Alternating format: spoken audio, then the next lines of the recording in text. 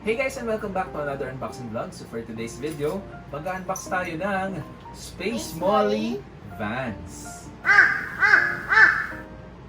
So guys, ito na, makikita nyo na. Dahil meron na tayong... Guys, after this is done, but it's still a secret. So ito na nga guys, meron na tayong Hirono Vans, meron na tayong shoes na Vans na collaboration. So ito naman ay Kenny's work, which is Rubik's Cube. mukhang marami pang ilalabas. Sana may Skull Panda Vans. Pero ito guys ay Molly Vans. So ito yung itsura ng harap na box. Tapos ito naman yung sa side. Rubik's Cube. Yeah. Tapos ito naman yung sa likod. Shoes. Ito naman yung sa isa. Rocket. So yan guys, medyo masyadong maraming details yung box niya pero maganda yung color niya. So huwag na natin patagalin guys at buksan na natin siya. No? Excited na rin ako makita yung laman nito sa loob. Siyang design dito sa taas ng kanyang box. So buksan na natin. Ito na siya. Hallelujah! Huwag mo na gawin yan. Alright? So unahin muna natin yung card habang hindi pa naman tayo nagbubukas dito. Para lang ma-check natin kung anong meron sa Vans ngayon. So meron din tong 1,000% pero transparent yung loob niya o yung body niya na makikita mo yung shoes ba yung nakalagay sa loob? Ano nakalagay? Hindi na namin matandaan kung ano. Basta sabi ni Madam ganun daw. Balls. Anyway guys, ito ay Vans din naman pero 400% lang. So doon na tayo sa affordable. Charot. Affordable? Affordable? Ito na siya. Yan. Meron ng card. Yan siya. Ito yung harap guys ng card. At syempre pang display yung likod. Hindi siya numbered. Kasi syempre, kailangan nila mag-produce ng madaming 400, 1,000 lang yung numbered. Ganun naman talaga. Ayan. So ito, babalik na natin. Wala nang masyadong nakalagay dito. Kundi yun lang. Sana po numbered mo. So dito na tayo. 2, 1. Unbox ng Mercedes-Benz. So unahin muna natin yung kanyang ano. Yan na naman sila sa plastic nila. Dapat yung isang plastic kasi Yung parang nasisira. cotton. Yeah. Nasisira na naman to kapag binubuksan mo. Kasi gusto nilang malaman kung binuksan mo. So gagamit ka na naman ng cutter. So ito yung itsura ng kanyang barrel guys. Gotcha. Ito yung signature kasi ng Vans eh. 'Di ba? Yung sa mga Sapatos yan. sapatos niya. So may nakalagay na line na parang sa sapatos nila. So ganyan lang yung colorway niya, parang teal at saka white. Pero pag Black. yeah, in black. Pero ano siya? Matte. Si Vans in 3, 2, 1. Wow.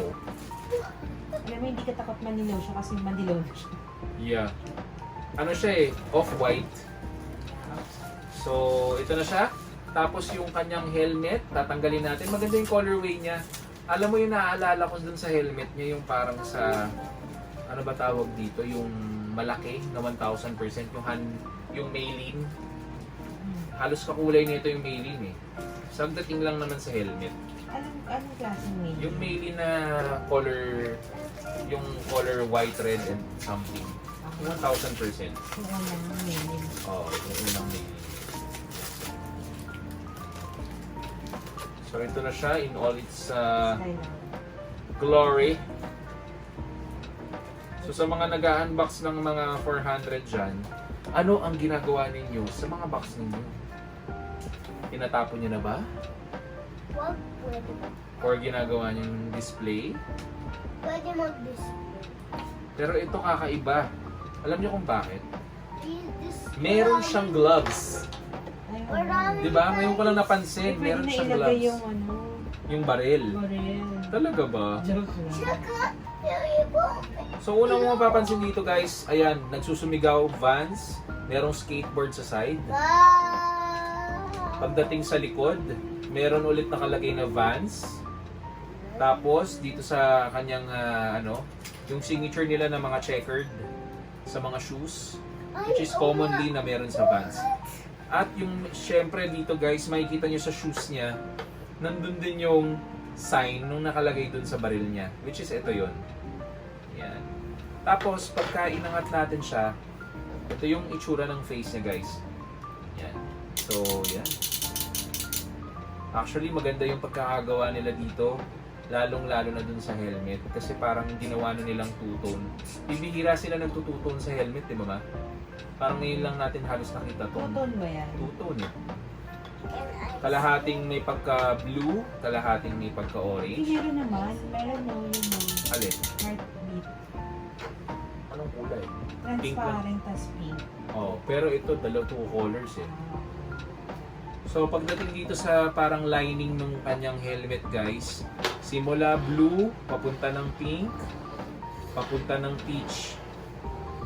Yan. Kakaiba yung colorway niya.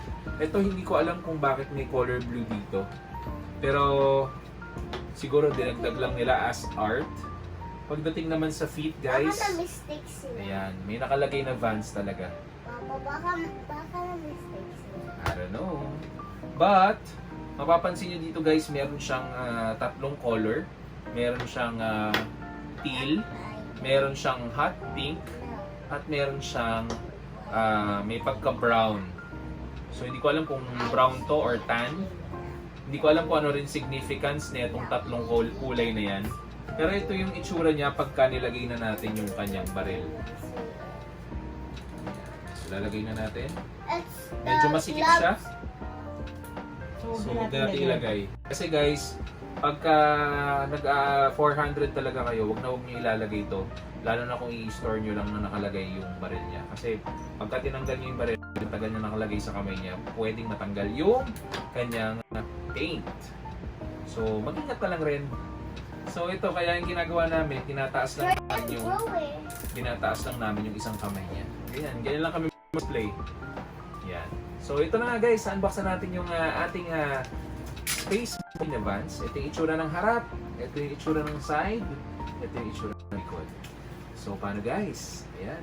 Ang ganda ng Space Marine na to. So, sana magkaroon pa ng maraming collaboration with Vans ang Pop Mart. So, kung nagustuhan nyo guys ang ating unboxing video, huwag nyo kalimutan mag-like, subscribe, at mag-share ng ating YouTube channel. So, paano guys? Bye-bye! Yun! Like and subscribe. Nuka Family.